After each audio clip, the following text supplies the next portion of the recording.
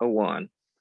It's Lima time. All right. Somehow after like 5 years, I'm still workshopping the intro. I don't really know why that's happening.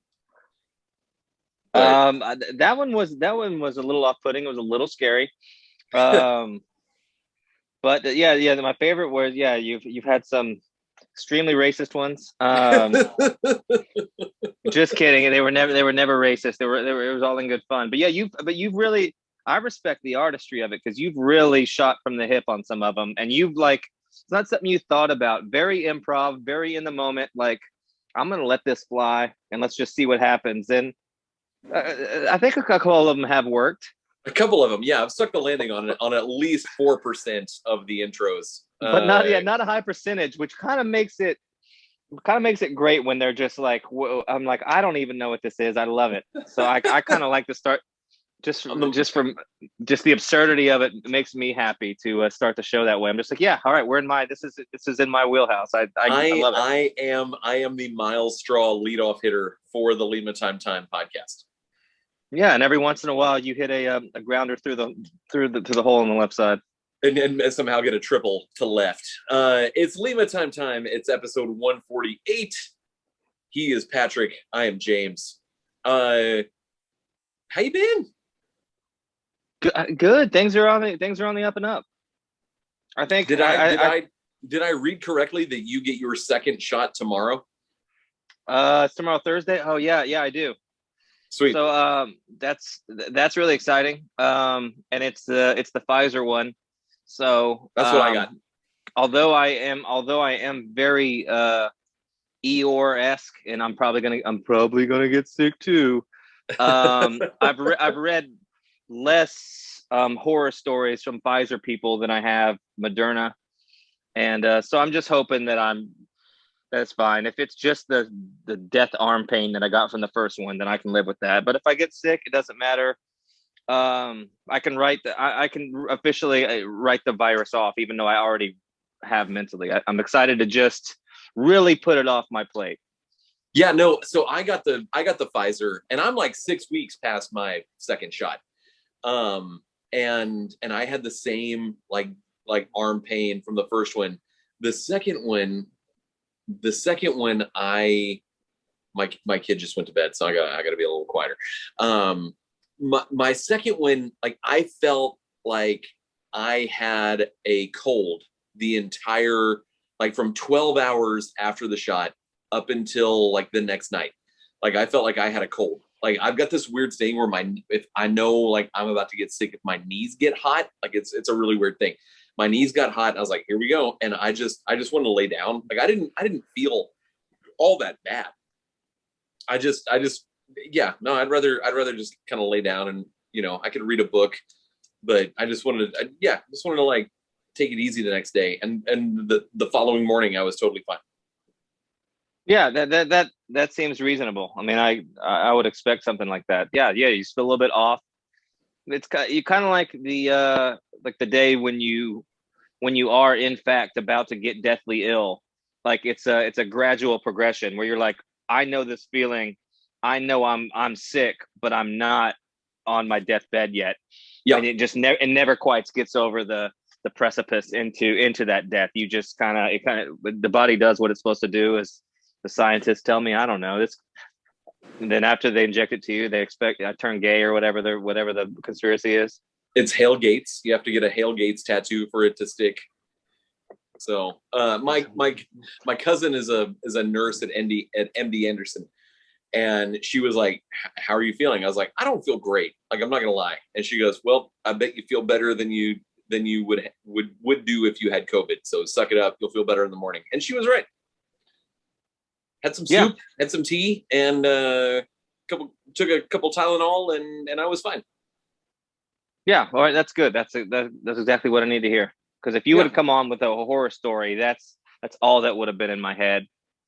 And I realized that much like the virus, the reaction to the shots are as vast of a spectrum as anything else. So really, reading any accounts, anything is possible. So I mean, I could, I could die in the 15-minute waiting period from I get it. Yeah, like the second one, your body just doesn't all popping all that Molly in the early 2000s really caught up to you. So yeah. So I mean, I expect anything, but that is exciting. So I'm glad. Yeah, I'm glad we're knocking this out because that's good. You would not want to do this podcast tomorrow night. Like I have no problem saying like tomorrow night you're not going to want to do no tomorrow night you might be okay. Friday you would not want to do this podcast. Friday. So I get it early. Yeah, so I get it early tomorrow. So you're thinking through Friday, probably Friday evening. So it's a possible 2-day excursion. So tomorrow, when you get the shot, you'll feel okay during the day. Tomorrow night won't be the most fun you've ever had. Yeah. First or second shot? Second. Drink a water. Oh yeah. Cammy just had a good point. I'll talk about that in a second. So tomorrow night it's gonna kind of set in. Friday, you're not gonna have fun. Like that's when it's gonna be the worst. And then Friday night, you'll get over it, and then Saturday morning you'll be fine. But you've got to drink a ton of water tomorrow and Friday. Drink a ton of water. Drink a ton of water tomorrow. Drink a ton of water Friday, and that's gonna lessen the symptoms. My experience is significantly. Okay, come over here. I'm not gonna get on. Yeah, you are. No, because you're recording. Yeah, we are recording. I typically drink a lot of water anyway, but I mean, I like was about to float myself out to sea, like as for as much, because the guy that did my shot was like, I mean, drink a ton of water, and I already drink a lot of water, so I was like, I don't do anything half-assed, so I was like, okay, I drank like 2 gallons of water. I had a pretty gnarly headache and a little bit of chills, and that was it. Like my second shot experience, I was dreading it, had so much anxiety about it because he had such a bad experience. But I drank so much water that we had very, very different experiences. Like my arm was not even that sore. I didn't even feel the second shot. Like my first shot hurt like crazy. My arm was hecka sore. Like, and then like the second one, it was a little sore, but nothing compared to the first one. He was miserable after his second shot. Like I said, the headache was intense, but when did it go away? It was about 24 hours. But I don't take Tylenol or Advil or anything like that if I can help it. And so I'm sure if you took Motrin, Advil, whatever, it would help. But even without it, it was manageable. And I was actually okay. Like she was fine. She drank way more water than I. Yeah. Okay. That's good to know. Yeah. And men are babies. So like being sick it just is what it is. Like it is the worst possible thing. And we do feel that bad. It's not like a show we put on. It is that miserable. I don't know if women know that it's like, it's not like a ploy, like it's just we are wimps and cannot handle it, but we do feel that bad and are that whiny. So just hope they know it's not a trick. There's built different. It's not a trick. There's no violins playing. She's walking away. Because she doesn't believe it. Yeah, no. And that's good to know. I'm not worried about it. I'm just ready to get it.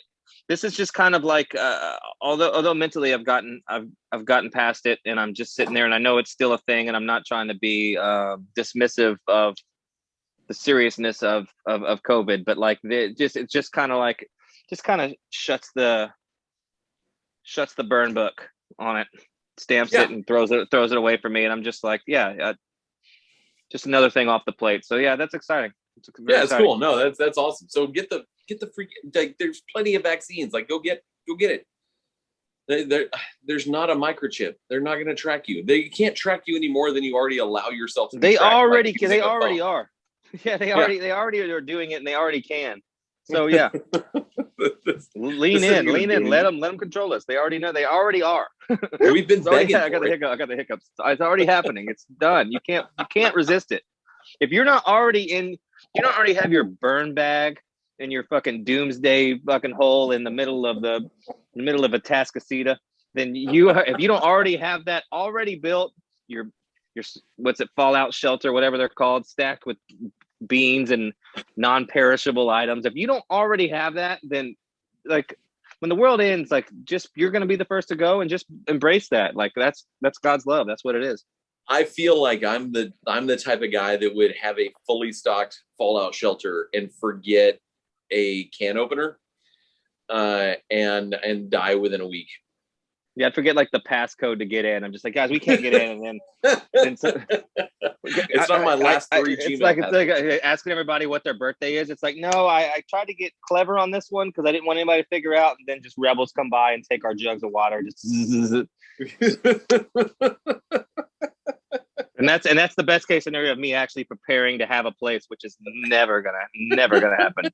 I'm a hero in the fact that I am the first to die. I will be shot at HEB instantly. Like, oh, you want the honey wheat bread? Yeah, here. No, I was gonna offer it, and they still shot me anyway. So that's what it's gonna be. I'm gonna die first, and it's gonna be freedom for me because I won't have to live in that, whatever that is. Yeah, no, that sounds great. Like I made a girl cry. She asked, she's like, I had a student, is a few years ago. She was like, is there going to be another like stock market crash? I was like, yes, because the economy is cyclical. So yes, there will be another stock market crash. She's like, so like Great Depression stuff? I'm like, yeah, for sure, 100%. She's like, is there going to be a World War III? I'm like, yeah, there is. There's 100% will be another world war because that's what we do as humans. And she was like, are there going to be nuclear weapons? I was like, yes, that's why we've built these nuclear weapons. Like someone's going to take one out for a spin. So yeah, there's going to be a nuclear war. And she's like, are they going to drop it on us? And I was like, I hope so. I don't want to live in the world that I don't want to survive that. So I hope. And then she started crying. And I realized like, maybe I'm just having a bad day. No, you were speaking off facts, but yeah, that's not that juxtaposed with the, just the excited and optimistic disposition of a youth. Harsh reality, life comes at you quick, and sometimes welcome. You probably were doing a service to her because she's just like, she maybe didn't need that drastic fear in her life, but also that's all going to happen. We are at war with China right now, just because it's a proxy war and it's financial and it's behind things. We are at war with China right now. Yeah. So, and then plus all the other wars we're at. So just welcome to this fun Astros baseball podcast. Sometimes we slant geopolitical. Sometimes we're just talking about who's the next leadoff hitter. We don't know. It could be anybody. So it's fun. It's just, much like baseball. The world is history. It's very cyclical, and sometimes it's predictable, and other times it's not, and that's just a microcosm for just humanity as a whole. We love baseball because it represents life. Like it's that's why. So this is your very typical Astros baseball podcast.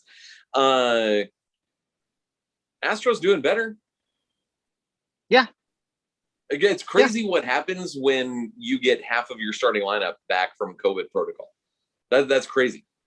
Okay, well let's start there because this is a negative point, and I didn't get too worked up about it. Did you have a problem with the Angels game being canceled and the Astros game not even being looked at? Yes. That, I mean, and to follow up on that, and then I'll let you expand on it.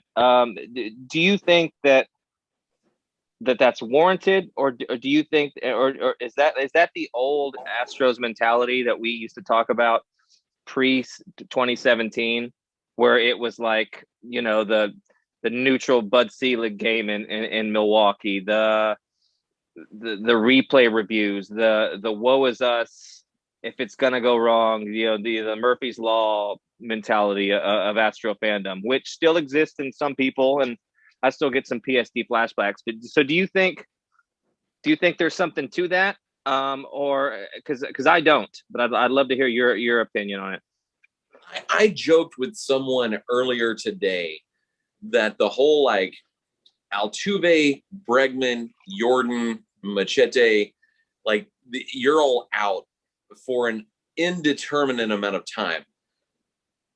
That felt like the 10-game penalty that other teams or other teams' fan bases were calling for last year.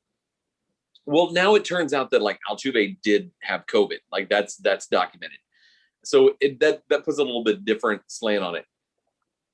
But yeah, no, it's weird that they'd be like, well, 2 coaches and like a player are in COVID protocol, so we're going to cancel this game.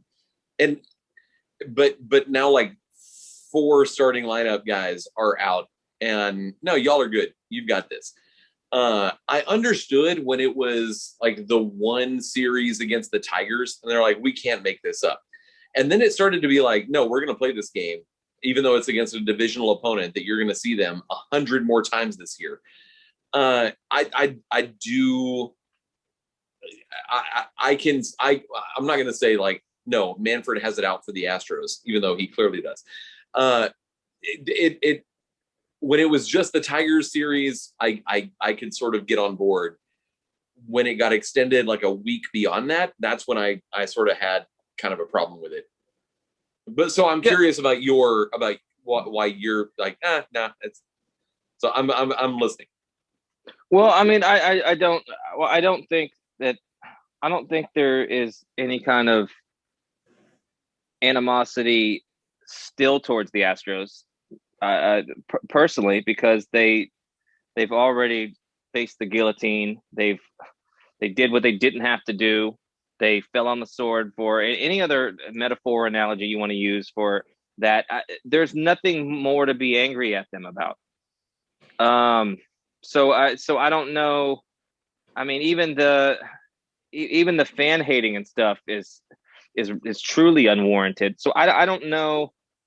I read some stuff on the Angel game that part of it was to do with the testing at the stadium and the public, and there was some other stuff going along too, that it wasn't just a roster type thing. But I could be misremembering something on that. Huh.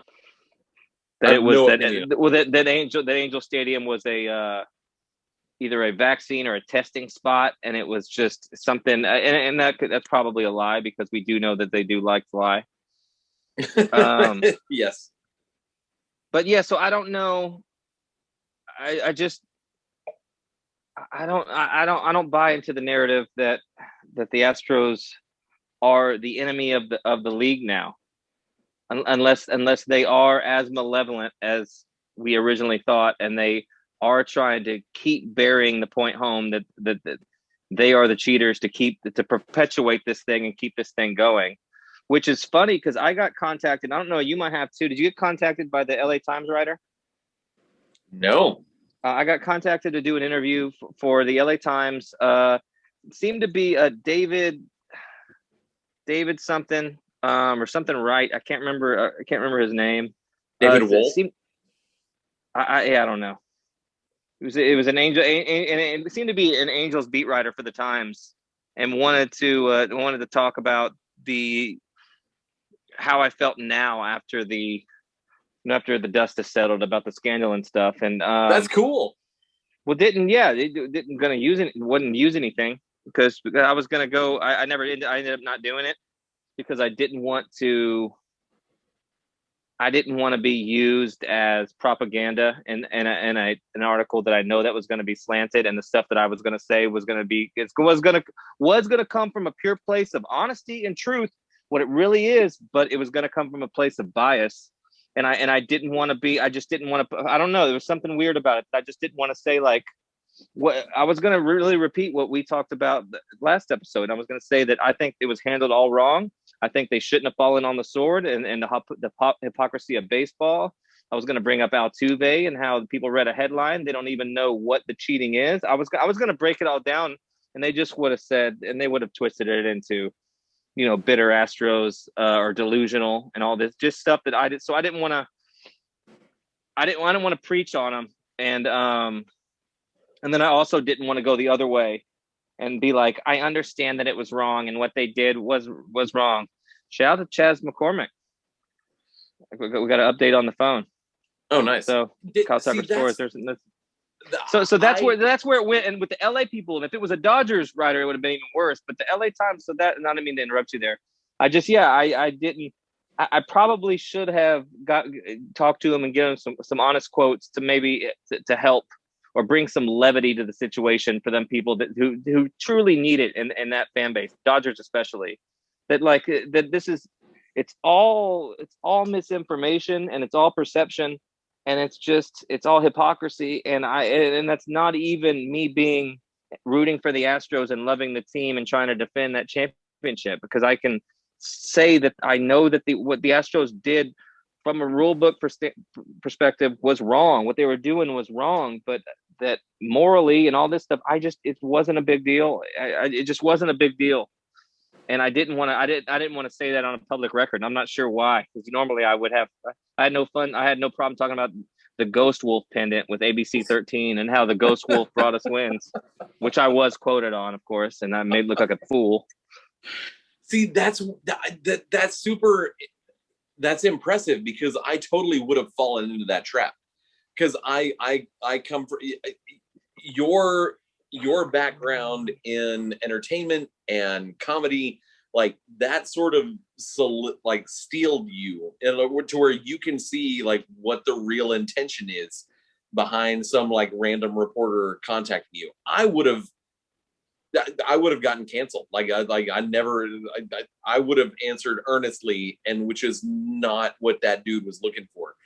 And well, I don't know that. I don't want to say that. He was very nice. So I don't want to say that, but just knowing the LA Times and there's always the I'm trying to think of the right word. Writers at certain papers that are not necessarily the Skip Baylesses, but the people that just I can't think of the basic word for it. What is the counter enablers? No. What's the contrarians? A contrarian that's looking to just be different and take a different angle at something. He might have genuinely wanted to know, and it was Angels slanted. So I don't feel like the Angels hate was the same as the Dodgers. The Dodgers was, and still to this day, pure vitriol. Oh yeah, which makes me so sad, because and I saw this tweet earlier. They're the best team in baseball, defending champions. I'm not even going to put a quote on it, because they won it amidst all the nonsense. They were the best team. Congratulations to the Los Angeles Dodgers. They won the COVID championship, but they're they're crushing it. They're crushing it in the tough division. Had a rough go of it with San Diego, but the Dodgers are the best team in baseball right now, and probably the favorite to win the World Series. I don't see anybody else that looks as good as they do right now. So to be that whiny and entitled and just that mentality really sums up Los Angeles, California. Truth be told, so I mean, I guess we shouldn't be surprised, but that just like gross. Y'all are winning championships. You've been to the World Series. You've been to the NLCS. You've been like, grow the fuck up, Miles Straw. I'm doing the updates because I'm leaving them on. Miles Straw has singled in a run, and Chas McCormick scores. So just like we drew it up. Anytime I have a bad thought about Miles Straw, he comes through. Miles Straw, did you see the Miles Straw sass when people were starting to hate on him? I did. I was good for him. I felt bad just joking around about him, because the dude plays hard and he's young, and like he deserves all the time that every other young person that struggled is too. He's just thrown into the gauntlet, having to replace one of the greatest Astros that's ever played, a hero. And that's why that's why he's getting the brunt of it, because he's the guy that's supposed to replace George Springer, and George Springer would never go through a slump, even though we saw it happen frequently. It was his MO. Yeah, no, he hit 300 because he would either go like 0 for 2 weeks or hit 950 for 2 weeks. Like that's why his batting average was what it was. And I got into the jokes like when Dusty put Miles Straw like lead off, and it was like a 475 OPS. I'm like, no reason not to put that guy at the top of the lineup. But he's learning on the job. Like this is what This is what we did from 2012 to freaking 2016, to be honest. And 2015 was very fluky. The 2015 season was extremely fluky. And it wasn't until like 2017 that it stopped being a fluke. And there's plenty of unspoken jokes that go with that statement. So 2016 too. What 2016 too was that's why it was so frustrating, and that's why early on this season we've made so many comparisons because they are so accurate. I mean, a little bit different in terms of veteran presence and talent than 2015 was, but the same talent was there. And there were they'd be 8 games back, win 10 in a row, and then lose 5 in a row, and like you just didn't know. Like I mean, and they were always right there. So this has been a start to a season of big swings, and I think that the optics of it, and we talked a little bit about this last week. The optics of it make it look a lot worse. But when they come in and just run through the Angels, and you get a tough loss with some just McCullers walks one guy too many and gets a fucking infield hit and the ball hits a base. Like you're gonna lose baseball. That's baseball. You're gonna lose games like that. They played well enough to get a sweep, but they're not. If they're just winning 2 out of 3 here and there, maybe losing a series and not getting dominated, the same record looks a lot different. And Seattle was winning the division for a minute before Oakland so Seattle does what they do in April. They get a division lead and they start talking trash, and then everybody reminds them they're Seattle. And I still fully believe the Houston Astros will win the AL West. The Oakland Athletics are not that good. Yeah, no, I agree with that. And you look at coming into the game that is currently being played, because it's almost 8:00 on April 28th. The Astros are 12-11, and they lost what, like 8 of 9? Yep. During the quarantine period. Yep. All right, you're 12-11. You go 1-8. Let's say you win half of those games. You're 16-7, and you're one of the best teams in baseball. And if not. No one thinks twice about it. So it's just it's what we talked about in 2016, where like it's early, but it's getting later. But there's a reason for it this time. Like you didn't have Bregman, you didn't have Altuve, you didn't have Jordan, you didn't have Maldonado. Like it's all those dudes don't get sidelined at the same time without a reason. And of course the reason is understandable. But you have to put it in perspective. Like if you go 8-1 over the next 9 games, then that evens out. And there's a lot of evening out to do. And I'm just not that worried. And I know that Fangraph says the Astros are like 51% to win the division. It's got to be way higher than that. And I respect the Angels. They've put the Angels. Yeah, I'm not worried about Oakland. Oakland's not the problem.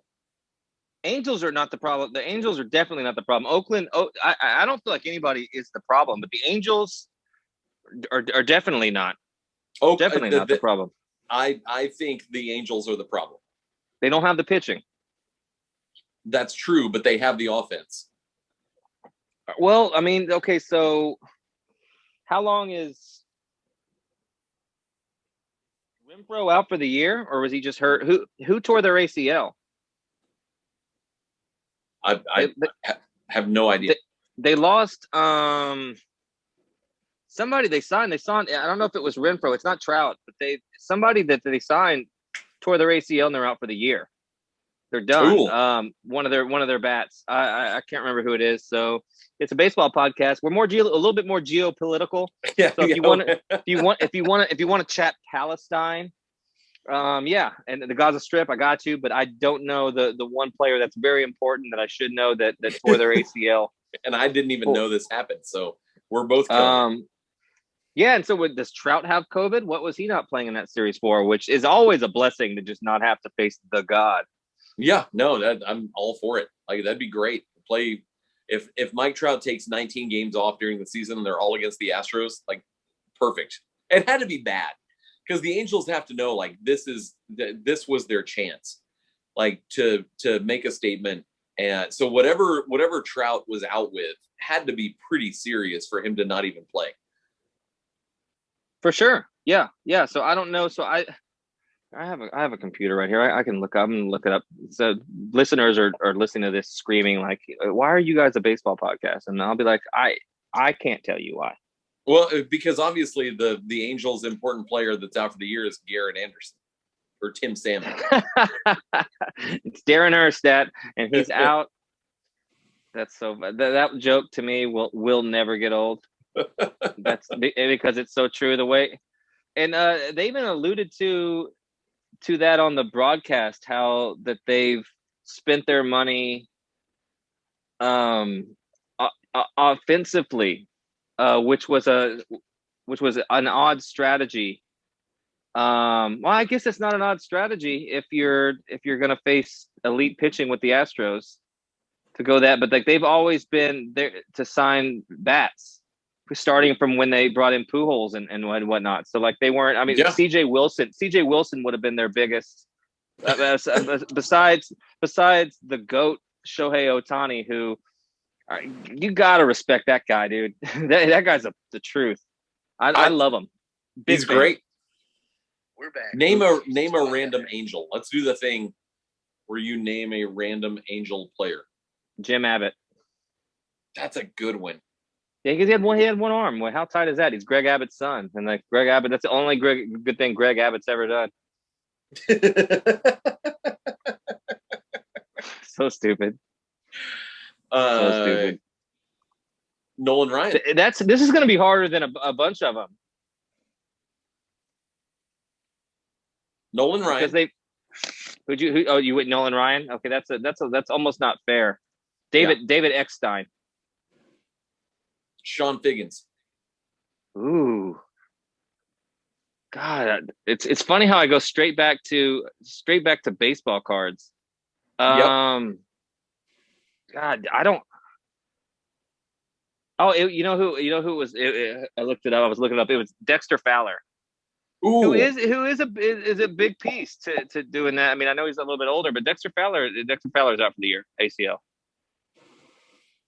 Unlucky. That's got to be the end for Dexter Fowler, right? Yeah, I've always been a big Dexter Fowler guy. No, that was yeah, I'm gonna have to. John Lackey. Ooh, John Lackey, and of course I can go back to the jersey I bought, my Jared Weaver jersey, which I have not put on since I put on that episode, and people got very unhappy. Benji Molina. Oh, Benji Molina.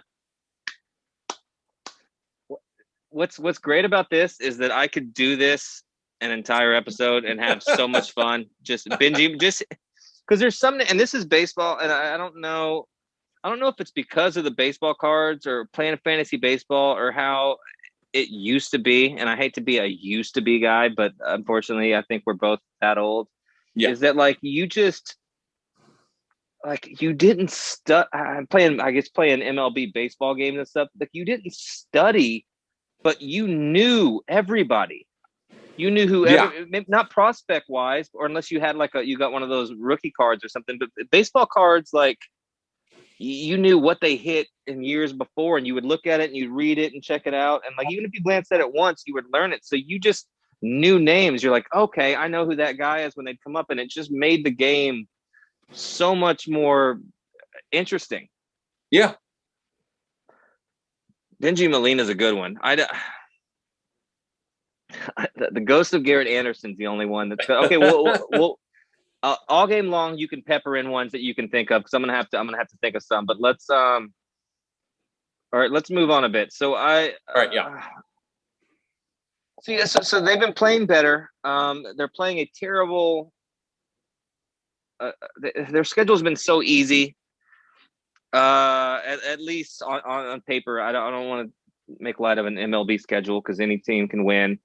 But I mean, the Angels starting out with a winning. I mean, the Mariners starting out with a winning record is hilarity to me because they are That's what just they do. one rung above the Texas Rangers. And then the Astros were out of the division. If the Astros didn't exist, that's where they're finishing. They can't. That franchise is rebuilding when they're not rebuilding. Like when they're ready to win, they're still rebuilding somehow. We harp on this a lot, but one of the worst run franchises in history of baseball.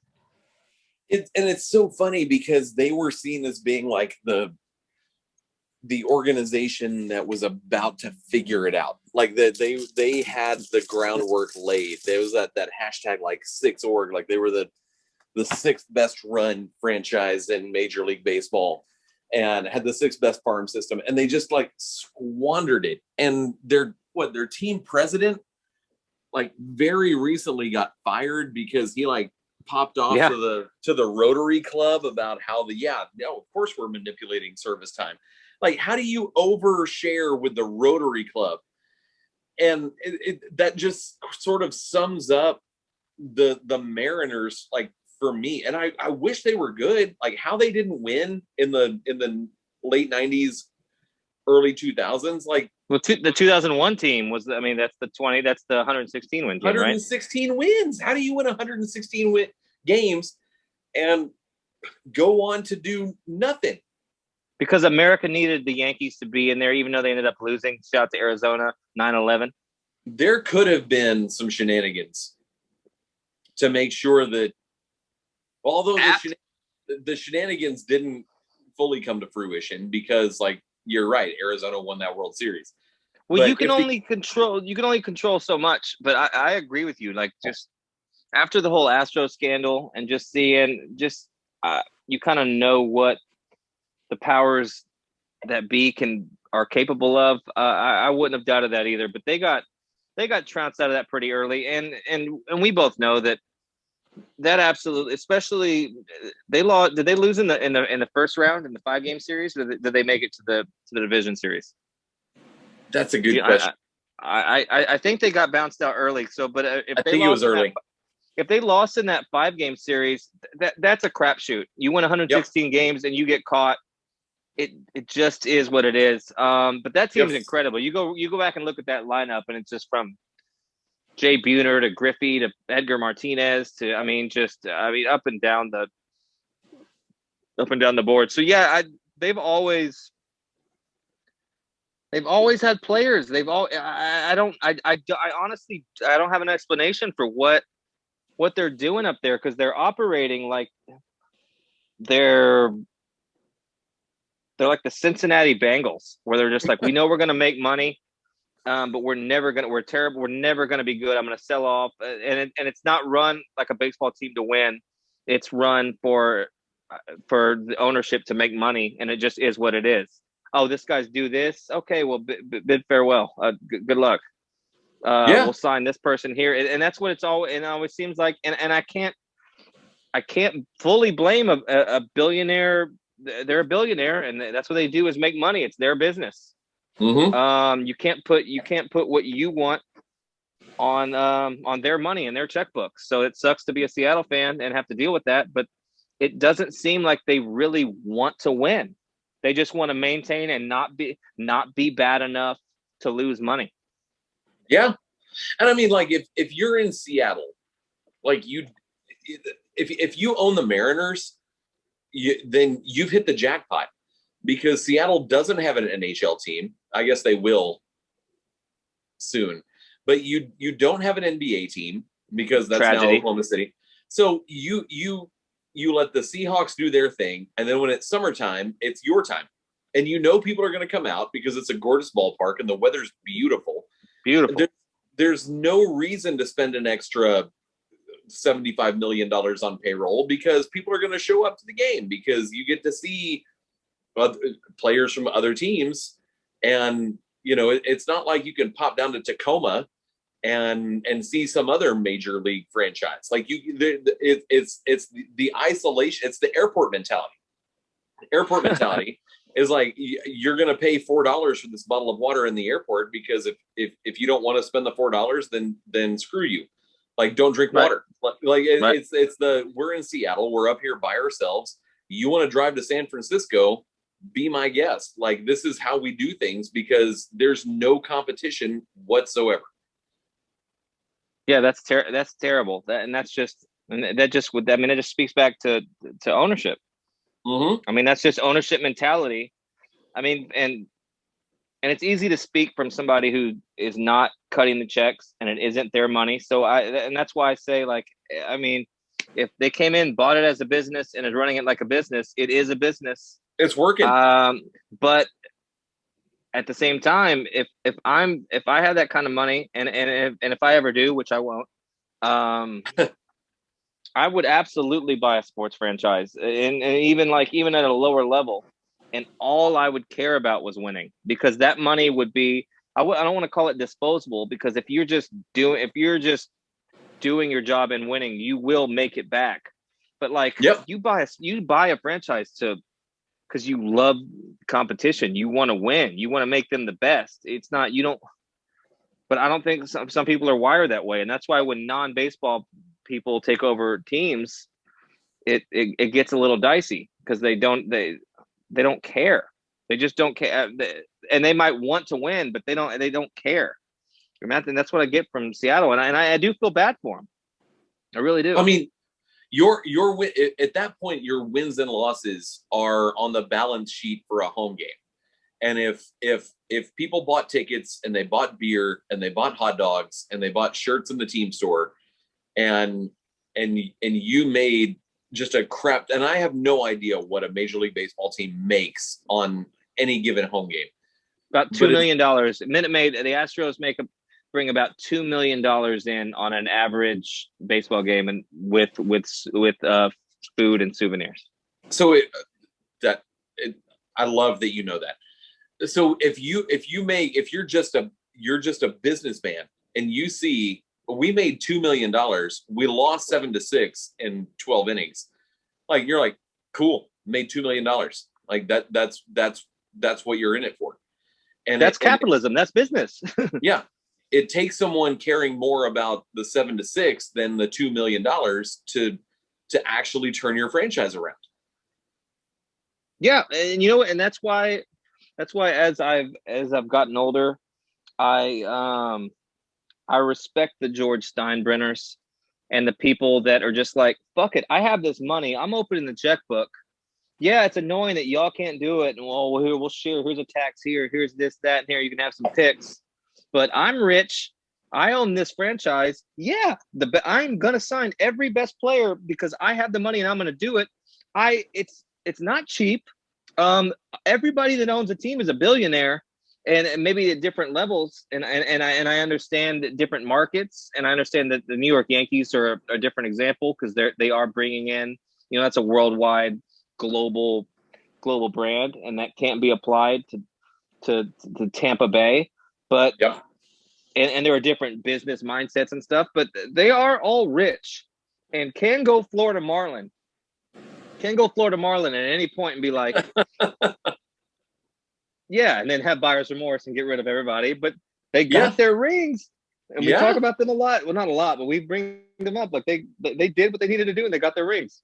They've only tried twice, and they've won the World Series both times. Like, they've never lost a playoff game or something stupid like that. Is that true? Is that true? It's something like that. Like they've just sailed through the postseason. I don't. It's not lost a game, but if you were like, how many playoff series have the Florida Marlins lost, and outside of 2020? I don't think they haven't lost a series. I think they've never lost a series, and that's the thing I was thinking about. I would want to. I'd be like, oh damn, all right, yeah. They haven't been to the postseason. The only times they've sailed through and won. They've won everything and sold everybody the following offseason. How cool was Dontrelle Willis? I love Dontrelle Willis. Me too. I mean, just a gem of a human being, but just one of the biggest badasses to ever pitch. And he was, I mean, those Marlins vintage Josh Beckett, Dontrelle Willis, like these guys, like, man, those were fun teams. Those were fun teams to watch. You had young Edgar Renteria. Yeah. I mean, I love those Florida Marlin teams. Miguel Cabrera. Yeah. I mean, and then they were. Oh, my phone slipped. That's pretty tight. There were juggernaut teams, and like that's why it was sad to just be like, oh no, this was it. We're gonna move on from this, and you'll see what's gonna happen after this. We accomplished that goal, so let's make a crap ton of money so we can try it again here in 6 years or 20 years or whatever. I got an angel for you, Chone Figgins. Didn't I say? I thought I said. Did you say Chone Figgins? Did you say Chone Figgins? I think I did. Well, if you did, like that's just a name that sticks out. Shit. That's a good one. K-Rod. Oh, that's a good one. Okay. All right. I'm still thinking, but I'm not having time to come up with them. All right. You want to? Okay. So before we pivot to the fun music stuff, before we get out of here, what do you? I assume your thoughts are similar to mine. That it is the end of April, but it's still April, and we've seen the flashes. Wait. I saw the update about Jordan going to the IL.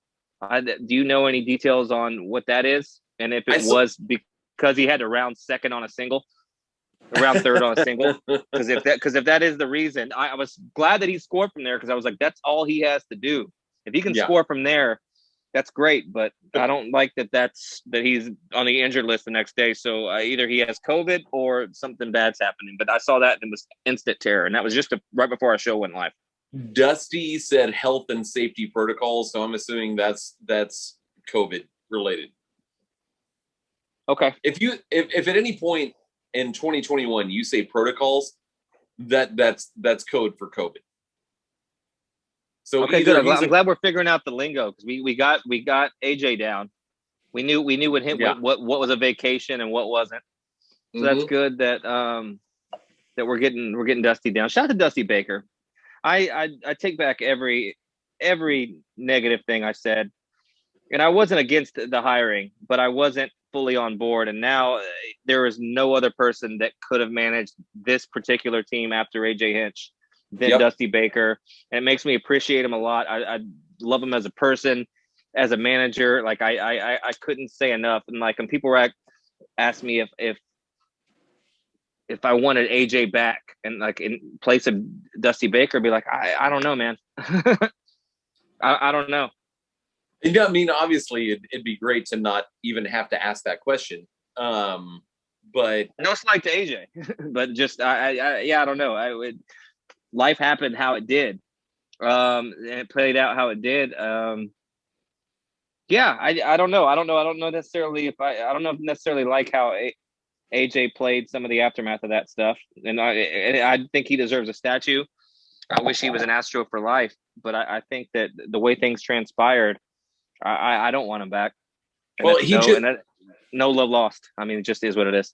Either AJ Hinch was PR savvy enough, which I believe that could be the case.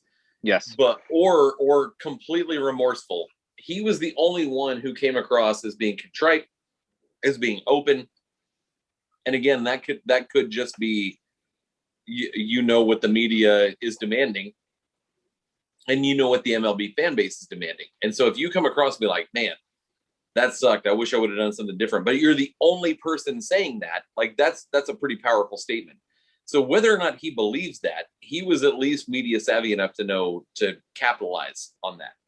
So he got his gig, like, he got his second act with the Tigers, and they came in and beat the absolute dog piss out of the Astros, a couple weeks ago. And good for him. I'm glad he's back in baseball. But I would for multiple reasons, like I want the Astros to win the World Series. But I would love it if Dusty could win one. Oh, you know what? And I think that would be, and that is absolutely on the table. I think all the pieces are there. I know it looks busted up, but looking at run differential, and what teams have the run differential they have, it's aside from I think the Giants are a little bit, the San Francisco Giants are a little bit of it popping up, but they've got some good down. The NL West is fucking just yoked up. The NL West is the truth. But the Astros run differential really tells the story. And I know they've had some blowouts and stuff. I mean, they could spread it out, but I mean, but that's that kind of run differential shows you that these 2-0 and 3-2 games that they've lost were swing games, and that can happen, and that should balance out. That like so, run differential for me is a big, at least a clue as to what a team is and comparing to what their record is at a given moment. And of course that comes together as the season progresses and you can see it a little bit more clearly. But they've scored runs in bunches and then they've shut down. So I think the big swings, it just changes the optics on it, and it's frustrating as a fan to watch them not do anything and then score 18 runs or whatever it is, or 16 runs, and then I don't know, but it's all there. Odorizzi is still pitching spring training starts. He's still working stuff out. So McCullers is working on some. They're all kind of working on some stuff that they're just off. Lance has never had control problems like this, and Greinke is notorious for who's been great, by the way, except for a couple. He got banged around a couple starts, but he is notorious for kind of building up as the season goes on. They have a whole team of guys that need that, and then you have Javier stepping up, and so I think all the pieces are there. And once it all comes together, I fully expect them to win the division and compete to win the pennant and compete for a World Series. I really, really, truly do. I'm more excited about Christian Javier than I am about any other starting pitcher. Like Lance, you've got him locked up. You're going to get what you get from Lance. Christian Javier is going to be the ace of this rotation at some point. It might be a couple years, but that's a dude that you bet the farm on. And I love Christian Javier. And when he came up and did his thing last year, I thought we were a couple years away from this, but it's also like Jordan Lyle syndrome. Like I thought Kyle Greenwald was going to be a badass when he was like killing it at Lexington in like 2011. But Javier has the stuff to be the ace of a rotation, but he has the mentality for it as well. And like he's a dude that throws sick stuff, but also wants to be that guy. And I couldn't be happier for what he's done so far this year. No, 100%. And see, and I think, and as the career progresses, this gets, this kind of takes away some of the oomph of it. But I still feel the same way about Lance McCullers, because of his competitive nature and because of the stuff he has.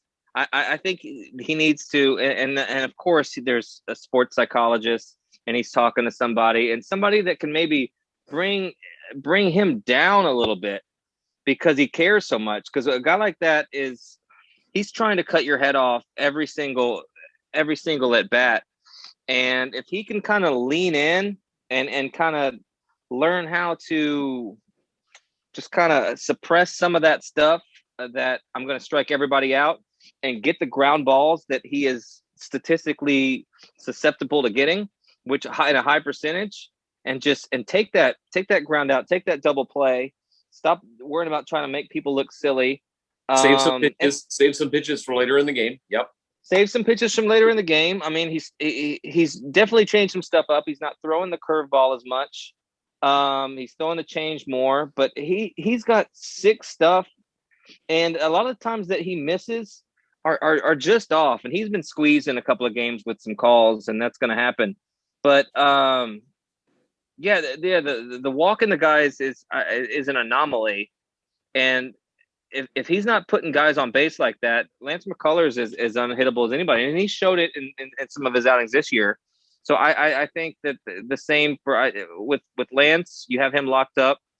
He's got that, and this could be a bad thing. I don't know, the pressure of the contract off. I don't think Lance McCullers is wired to ever do anything less than try to dominate the competition in front of him. That's just who he is. He wanted to fight multiple times. Will hit a guy, is ready to throw. Like you see him, he'll get a pop out in left field, and he knows he misses the spot, and it's pissed off. Even though it was a pop out and he got the out, like he knows that guy could have hit that ball out. Like he is always locked in. So I'm still. He's still right there to put it all together too, and it takes a while. So maybe Granky can rub off on him and Justin and all that stuff. And yeah, people forget, and I'm going on a diatribe here, but the Astros totally revamped their entire farm system and their main ball club. That there are still prospects coming up that are elite baseball players, potential superstars that haven't even sniffed the majors yet, especially in the pitching realm. So I think that's something for Astros fans to be excited about. That it seems like the window's now and all that stuff, but I think that these guys like Javier and I'm not going to mention the guy's name that is similar to a Civil War general. But he's still around. Yeah. I don't know. It's just a time for it's a time to be optimistic, even though we've both talked about how unwatchable they are when they don't score. Yuli Gurriel, superstar. Yep. Yeah. I mean, there have been a few games where it's felt like a complete game, where the pitching is there, the hitting is there, but it's sort of been it hasn't been few and far between. But it's almost May and the Astros are around 500, so it feels like it's not there. Once that clicks and they get a 2 or 3 week hot streak where everything is clicking, that's what you try to recapture in October, then it's a completely different story. So now is just about getting everyone on the same page and getting everyone's timing down, whether you're a pitcher or a hitter. So there's no cause for concern. I mean, they've lost 11 games and like 8 of them came when half the starting lineup was out. Yeah, okay.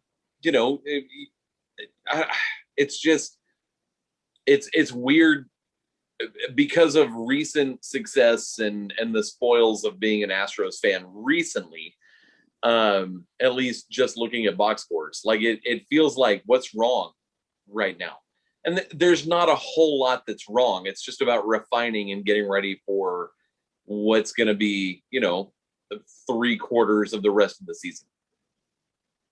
Right. And I think that something that we as a podcast and I think as people are very good at. And again, this is what we do. So and it's probably not a great thing from a entertainment perspective listening, but we don't buy into false narratives. We don't get caught up in this at bat to bat, this game to game thing. And we both look at it, in a macrocosmic kind of sense. And that's not as entertaining. But to some people, and I've heard this for pretty much every year, maybe 2016 aside, our first year, that listening to us calms down some people that are riled up and like, what the fuck is wrong, that we're terrible. That listening to us kind of brings us down. And I mean, I think that's just our approach to the game. Like I can't. Yeah. You can't get caught up in bat to bat or what's happening. And slumps happen, streaks happen. Things can be great, things can be bad. Like anything goes. It's anarchy. It's chaos. It's mayhem. Yeah. And if you just embrace the mayhem, that within that mayhem there is a balance, and like it all comes together at some point. But you can't lock into any specific time frame and say, this is what they are, this is what they should be, this is what, because both can exist at the same time. They can be playing terribly and be the best team in baseball congruently. Yeah. All right, let's do a quick music thing and let's get the hell out of here. So Miley Cyrus. Gary DiSarcina. What? That's my one Angel. That's my last Angel player. Gary DiSarcina. Oh, that's a good. I don't even know who that is. Who is that? Yeah, he was on like the 88 like Donruss baseball card. You said baseball cards. I was like, that's the direction. So Gary All right, the Mariners are taking it to us now, but that's neither here nor there. Whatever.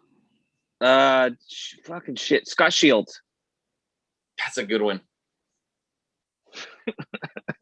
This is a game we've only played twice, and it's extremely fun. We should do this more. Troy Percival. Whoa, that's a really good one. All right, I'll figure something out. So the Miley Cyrus Tiny Desk concert, like I don't even. You sent it to me, and you were like, "You need to listen to this." Or no, watch I was serious.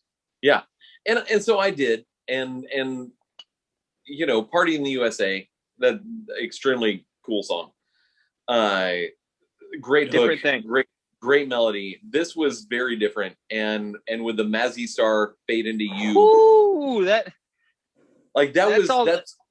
that's one of the very few covers that I will say, and it's a short list of covers that are better than the original. That was one of them. Yes, thank you. And that's really all I wanted to hear, because I did like her performance on some of her other songs, because I like her pivot musically. But that Fade Into You cover was goosebumps, and like you heard her voice and some of the stuff she does. You just like, you could watch that and watch nothing else and be like, oh, she's got it. Like she is talented. Like that. Like she's got that and she's got a gravel in her voice that's a little bit different. So I don't know. It's all Virginia Slims. Like it's all Virginia Slims or Newports or Pall Malls or whatever it is, but it's all cigarette based. But I support it. Sometimes it works, and you know what? There is nothing better than an elite female lead in a in a rock band, and that's legitimate. Yeah, like there's a lot of people that try to fake it and try to do these fake screams, but there's just like, you go back to Heart. And you go back to just band, like just power female lead. Like she's the truth. She is. So I'm interested to see where she goes from there. But I'm glad you checked that out. Yeah, no, it's cool. I did check out your the Incubus song, which I wanted to hate with every facet of my being. Yes. Didn't hate it.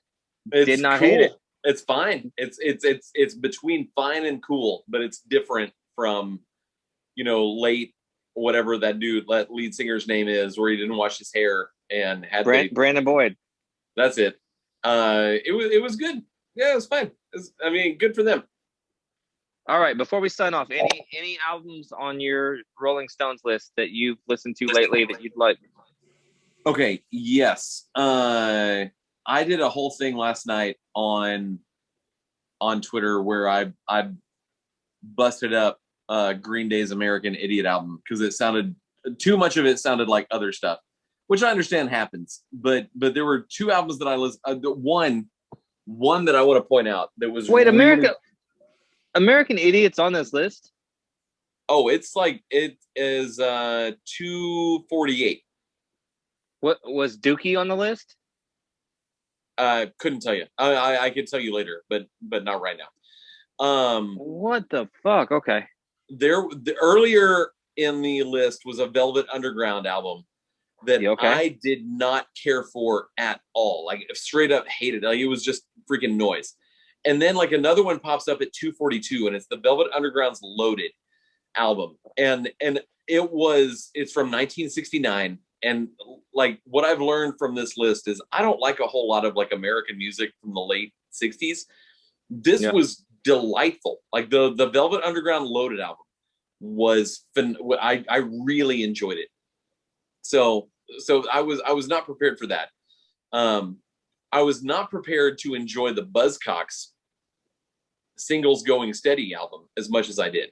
So now now that we're getting towards like the top half, like I'm finding stuff that I'm like, normally I wouldn't think much of. And then I listened to it. I'm like, oh yeah, no, that was good.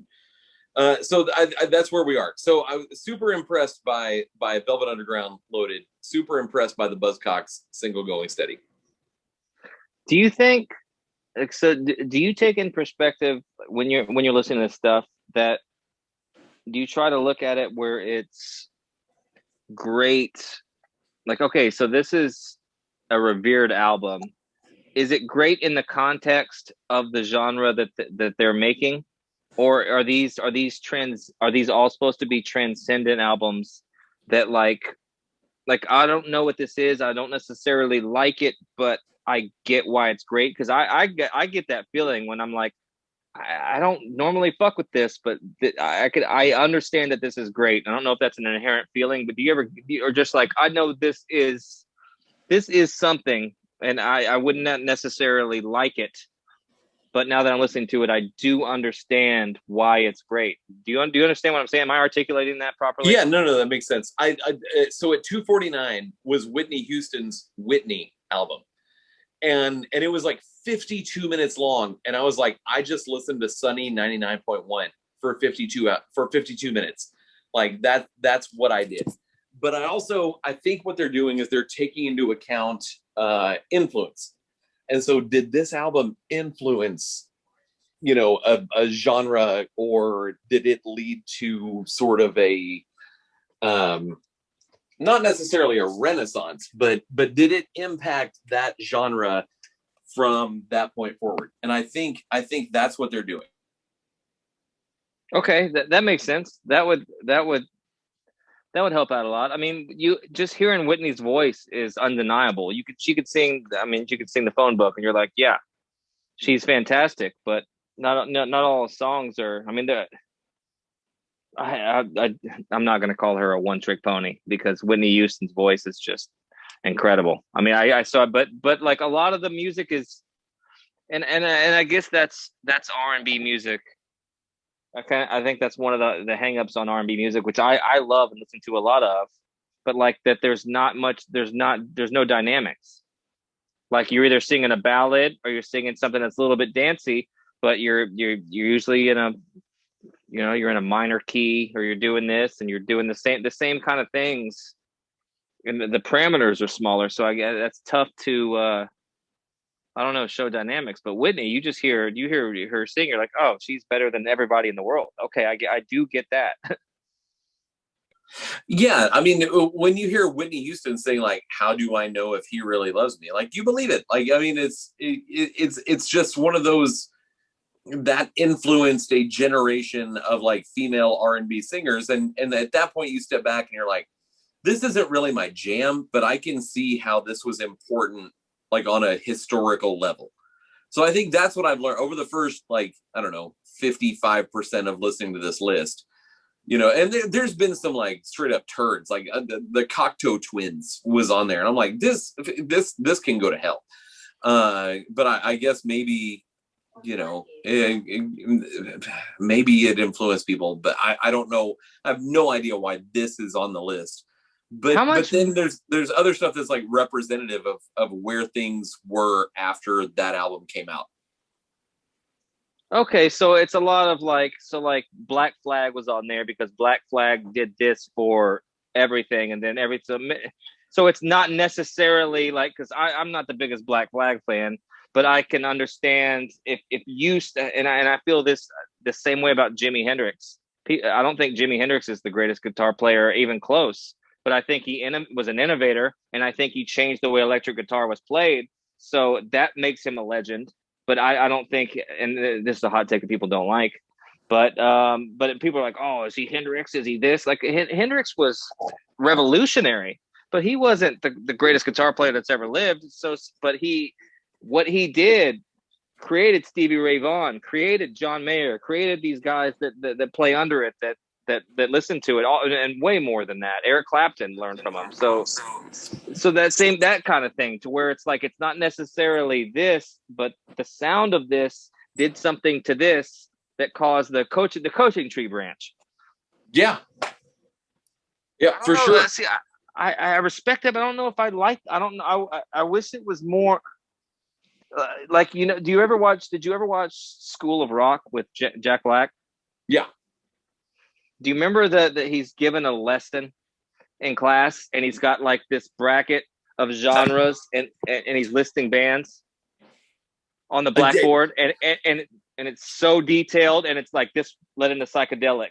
This was this there, and it's like it's incredible. And that's kind of I would like to see something like that. That was like more not greatest albums of all time, but like, okay, this is why they're influential. And I think if you listen to a certain kind of music, you go back, if you love it, like you go back on that journey. You're like, oh, Stevie Ray loved Albert King. Let me go listen to see what Albert King did. And Albert King did this. And you kind of go back, and that's kind of what you do with music. But yeah, I don't know. I think best albums should be like in that album. It should be like what that is. And I guess that's always going to be objective. So yeah, no, subjective, whatever the right word is.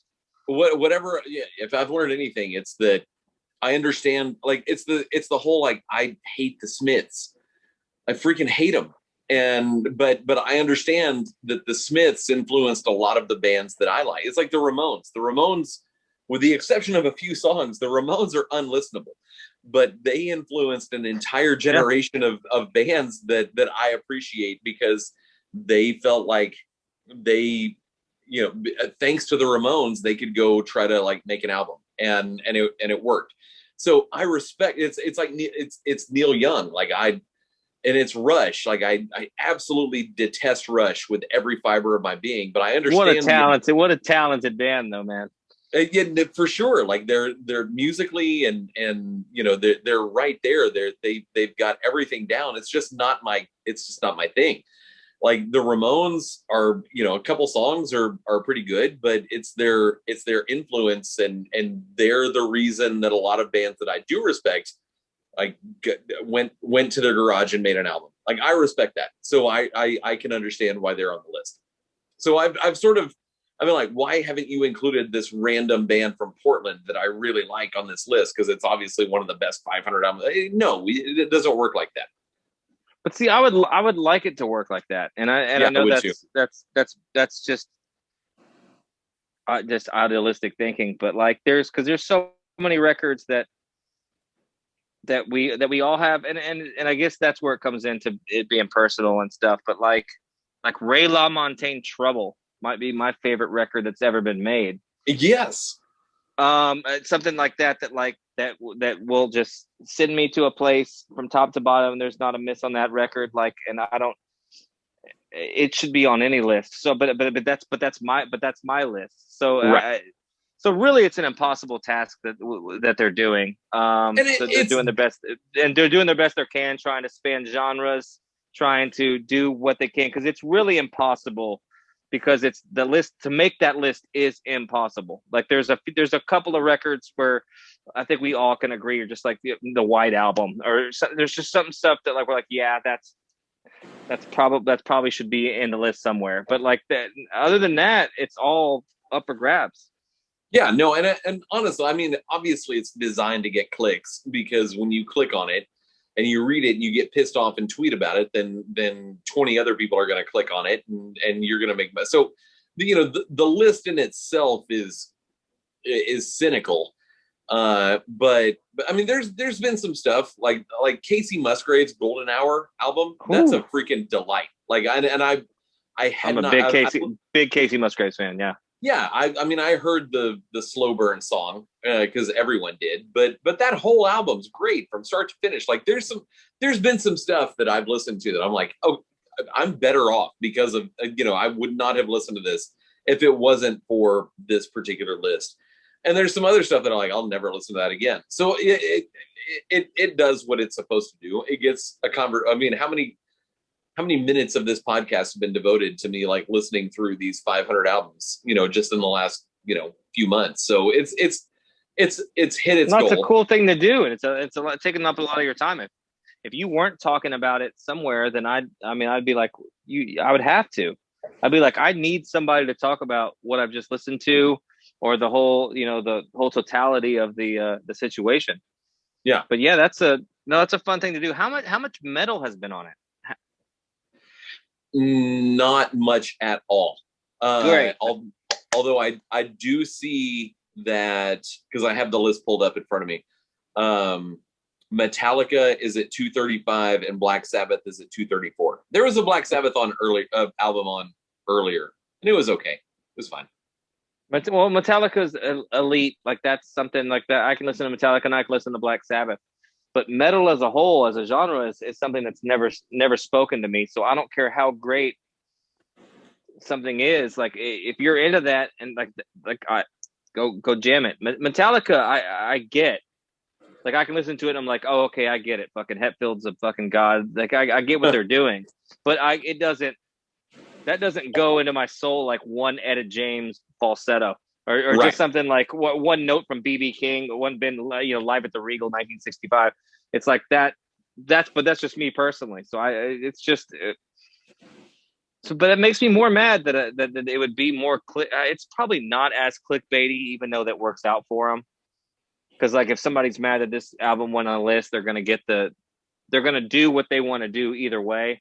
Yeah, but they're still Rolling Stone, and they still should be trying to make the best compilation of albums that they possibly can, and they probably are doing that at the best of their ability. But what I've noticed and what I know of Rolling Stone and having read Rolling Stone for a long time, like of course it's super heavy on like 1968 American rock music, and I'm like, this is freaking awful.